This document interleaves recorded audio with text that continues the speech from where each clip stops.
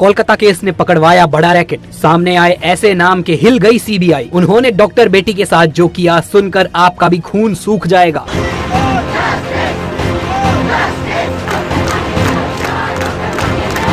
Torture हुआ है वो हम लोग नहीं मान सकते। नहीं भूल गया जिसकी वजह से आंखों से खून निकल गया।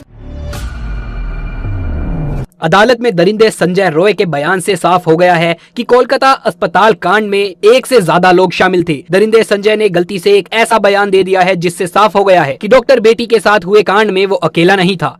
अब सीबीआई का शक हकीकत में बदलने लगा है। ऐसे ऐसे नाम सामने आ रहे हैं, इतने बड़े बड़े लोग शामिल हैं इस केस में, जो इस केस को बंद कराने में अपना सारा पैसा, अपनी सारी पावर, अपनी सारी पूंजी लगा रहे हैं। गवाह खरीद लिए जा रहे हैं, सबूत मिटाए जा रहे हैं। जहां वारदात हुई थी वहां रिनोवेशन के नाम पर सारे के सारे सबूत खत्म कर दिए गए। फिर भी अब सीबीआई के हाथ एक बड़ा सबूत लग गया है। अब ये साफ होने लगा है कि डॉक्टर बेटी के साथ दरिंदगी में तकरीबन 7 लोग शामिल थे। एक भयंकर खुलासे में बताया गया कि करीब 7 लोगों ने शराब पी, फिर उन्होंने पीड़ित के हाथ कसकर पकड़े, उसे मारा पीटा और उसके साथ गलत काम किया। खुलासे में ये भी दावा किया गया कि 7 लोगों में से 2 ने महिला की टांग पकड़कर जरासंध की तरह अलग कर दी। फिर संजय को बुलाया गया, लेकिन ये तो कुछ भी नहीं है। आगे ऐसे ऐसे खुलासे हुए जिसके बाद ये साफ हो गया कि ये काम अकेले संजय का नहीं था, बल्कि इसमें कई लोग शामिल हैं। अब प्रिंसिपल समेत 7 लोगों का बचना नामुमकिन है। ये सब कुछ जानेंगे विस्तार से। लेकिन दोस्तों, डॉक्टर बेटी के लिए, उस बेचारी बिटिया के लिए कमेंट बॉक्स में एक बार justice for Kolkata female doctor जरूर लिख दें। दोस्तों, अदालत में दरिंदे संजय ने वो कबूल कर लिया है जिसके इंतजार में पूरा भारत मुंह लटकाए खड़ा था। पूरे भारत को ये पता था कि ये काम एक बंदे का नहीं है। ये संदेह अब हकीकत में बदलते हुए दिख रहा है।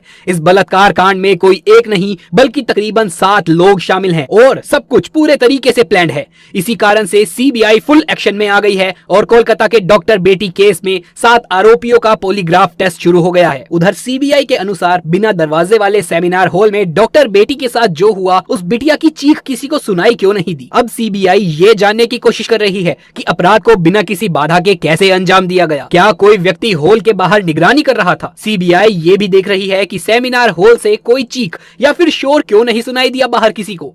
इन सभी तथ्यों से यही साफ होता है कि डॉक्टर बेटी के साथ दरिंदगी सेमिनार हॉल में नहीं बल्कि कहीं और की गई थी। उन्हें किसी और रूम में जमकर मारा पीटा गया और फिर जब उसकी सांसें चलनी बंद हो गई तो उन्हें सेमिनार हॉल में ला करके रख दिया गया, जिसके बाद उनके शरीर को दरिंदे संजय के हवाले कर दिया गया। लेकिन अब संजय ने जो बयान दिया है उससे साफ हो रहा है कि वो अकेला नहीं था, बल्कि इसमें कई लोग शामिल थे। अदालत में दिए गए संजय के बयान को तो जानेंगे ही, लेकिन उससे पहले सबसे भयंकर खुलासे को देखते हैं जिसमें 7 लोगों के शामिल होने का दावा किया जा रहा है। दरअसल सोशल मीडिया पर एक पोस्ट में दावा किया गया है कि कोलकाता के आरजिकल मेडिकल कॉलेज और अस्पताल में हुए डॉक्टर बेटी की हत्या संजय रॉय ने नहीं बल्कि अस्पताल के 7 ट्रेनी डॉक्टर ने की थी। मेरी बात जरा ध्यान से सुनिए, फिर अंत में सब कुछ क्लियर कर दूंगा। इस पोस्ट में कहा गया है कि इन ट्रेनी डॉक्टरों ने पहले डॉक्टर बेटी के साथ दरिंदगी करी और फिर उसकी टांगों को बेरहमी से चीर दिया, जैसे महाभारत में जरासंध के साथ किया गया था। भीम ने इसी तरीके से जरासंध का वध किया था। एक्टिविस्ट मधु किश्वर ने सोशल मीडिया प्लेटफॉर्म एक्स पर इस बारे में एक पोस्ट किया जिसमें उन्होंने बताया कि अस्पताल में काम करने वाली एक महिला डॉक्टर और उसके दोस्त के बीच हुई फोन कॉल बातचीत से ये दावा किया गया है। उन्होंने इस बातचीत का ऑडियो भी शेयर किया है जो बंगाली में है। माना जा रहा है कि सीबीआई को इस ऑडियो कॉल से कई गंभीर सुराग मिल सकते हैं। मधु किश्वर के अनुसार इस बातचीत में कहा गया है कि डॉक्टर बेटी एक बहुत ही होशियार स्टूडेंट थी, लेकिन उसे अस्पताल और प्रिंसिपल के कुछ बेहद भयानक राज पता चल गए थे, जिसके कारण उसे धमकियां दी जा रही थी, उसे अपनी थीसिस पूरी नहीं करने दी जा रही थी। लेकिन इसके बावजूद भी डॉक्टर बेटी डरी नहीं, उसने इसका विरोध किया और कहा कि अगर उसे परेशान किया तो वो अस्पताल की काली करतूतों को उजागर कर देगी। जिसके बाद पिछले 6 महीने से उसे लगातार परेशान किया जा रहा था। उसे बिना रुके 26 घंटे की नाइट शिफ्ट पर रखा जा रहा था और उस पर भारी काम का प्रेशर डाला जा रहा था। सीनियर पीजीटी और अन्य लोग भी इस बात से वाकिफ थे कि प्रिंसिपल और उनके ग्रुप नेक्सस का इस स्टूडेंट पर कितना दबाव है। इस बात से साफ है कि प्रिंसिपल समेत पूरा अस्पताल उस महिला के खिलाफ खड़ा था, क्योंकि वो सच और न्याय के लिए झुकने को तैयार नहीं थी। इस सब के बावजूद वो लड़की अपने स्टैंड पर अड़िग रही। 9 अगस्त 2024 की रात इन सभी ने मिलकर उसके खिलाफ साजिश रची। पोस्ट में बताया गया कि डॉक्टर बेटी के साथ कांड करने से पहले पूरा प्लान बनाया गया। ये अब तक का सबसे खौफनाक खुलासा है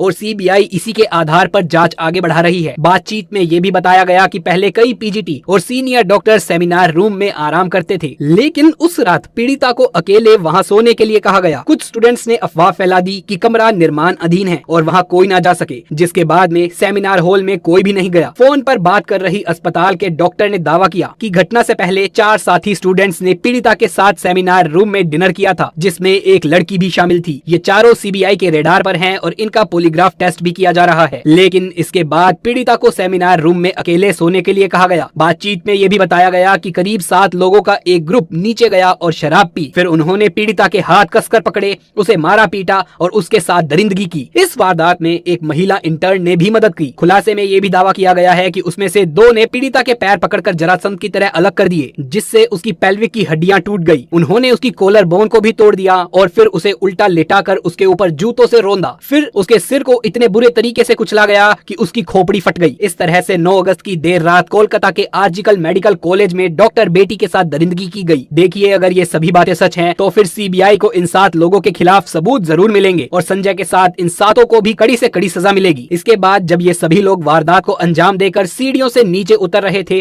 तो संजय रॉय को देखा, जो ग्रुप डी के दूसरे कर्मचारियों के साथ शराब पी रहा था। इन डॉक्टरों ने संजय से कहा कि सेमिनार रूम में जाओ, वहाँ तुम्हारे लिए एक लड़की है। इसके बाद संजय ने डॉक्टर बेटी को अर्धनग्न पड़ा हुआ पाया और उसके साथ गलत काम किया, ताकि उसका लिक्विड भी उन 7 मर्दों के लिक्विड के साथ में डॉक्टर बेटी के शरीर में चला जाए। सुबह उस बिटिया का अर्धनग्न शरीर मिला। इसके बाद देश भर में डॉक्टरों ने विरोध प्रदर्शन किया। ये ट्वीट सीबीआई की जांच में काफी महत्वपूर्ण होने वाला है। माना जा रहा है सीबीआई ने भी 7 लोगों को रेडार पर लिया हुआ है। कोलकाता के इस केस में 7 आरोपियों का पॉलीग्राफ टेस्ट शुरू हो गया है। मुख्य आरोपी संजय रॉय का टेस्ट जेल में ही हो रहा है। इसके अलावा सीबीआई ने आरजीकर मेडिकल कॉलेज के पूर्व principal doctor Sandeep Ghosh, 4 doctor जो वारदात की रात पीड़िता के साथ थे और एक वॉलंटियर भी पूछताछ पर ले रखे हैं। इन सभी का पॉलीग्राफ टेस्ट सीबीआई के कलकत्ता ऑफिस में हो रहा है। 8 अगस्त की रात इन डॉक्टरों में से कुछ ने पीड़िता के साथ डिनर किया था। फिलहाल सीबीआई इन सभी से गहराई से पूछताछ कर रही है, लेकिन अदालत में आरोपी संजय ने एक बयान देकर सभी को हैरान कर दिया है। दरअसल 23 अगस्त को सियालदह कोर्ट ने संजय को 14 दिन की न्यायिक हिरासत में भेजा। इसी सुनवाई के दौरान संजय पॉलीग्राफ टेस्ट के लिए भी तैयार हुआ। मजिस्ट्रेट ने संजय से पूछा कि वो पॉलीग्राफ टेस्ट के लिए क्यों तैयार हुआ। इसे लेकर संजय ने कहा, पॉलीग्राफ टेस्ट से साबित होगा कि मैं निर्दोष हूँ, मुझे फंसाया जा रहा है।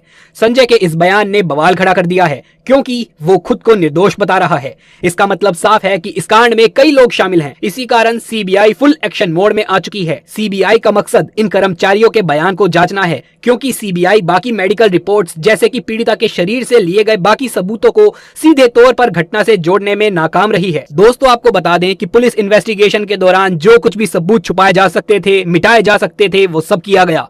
बड़े बड़े लोग, बड़े पैसे वाले लोगों ने इस केस को दबाने की खूब कोशिश करी, लेकिन जब से ये केस सीबीआई के हाथ आया है, तब से उनके भी पसीने छूट गए हैं। मगर सीबीआई को कुछ सबूत हाथ नहीं लग रहे, क्योंकि उन्हें पहले ही मिटा दिया गया। अब सीबीआई जानना चाहती है कि क्या इन चारों डॉक्टरों ने सबूतों के साथ कोई छेड़छाड़ की थी, या फिर ये किसी बड़े षड्यंत्र का हिस्सा थे, क्योंकि पोस्टमार्टम रिपोर्ट इधर उधर करने में प्रिंसिपल समेत ये सभी लोग बेहद माहिर थे। इसी कारण से सीबीआई इस घटना को कई एंगल से जांच कर रही है। आरजीकर अस्पताल के पूर्व प्रिंसिपल संदीप घोष से लगातार पूछताछ की जा रही है, लेकिन वो बार बार अपने बयान बदल रहे हैं। इससे ये साफ होता जा रहा है कि कांड में उसका बड़ा हाथ है। उसके घर पर भी रेड की जा रही है, लेकिन सवाल यही निकल कर आता है कि कौन है इस पूरे केस के पीछे जो इन सबको बचा रहा है।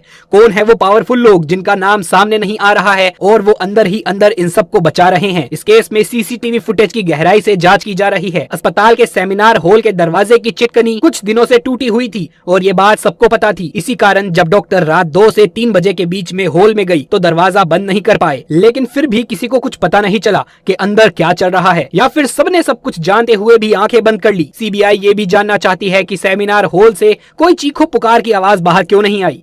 इसी कारण शक बढ़ता जा रहा है कि इसमें कई बड़े लोगों के हाथ शामिल हैं जो इस केस को दबा रहे हैं। तो दोस्तों, आप इस वीडियो को लाइक करें या ना करें, चाहे हमारे चैनल को सब्सक्राइब करें या ना करें, लेकिन कमेंट बॉक्स में जस्टिस फॉर फीमेल डॉक्टर जरूर से लिखें और इसे शेयर करें अपने दोस्तों रिश्तेदारों में ज्यादा से ज्यादा, ताकि सभी तक ये जानकारी पहुंच सके और उस बिटिया को इंसाफ मिल सके।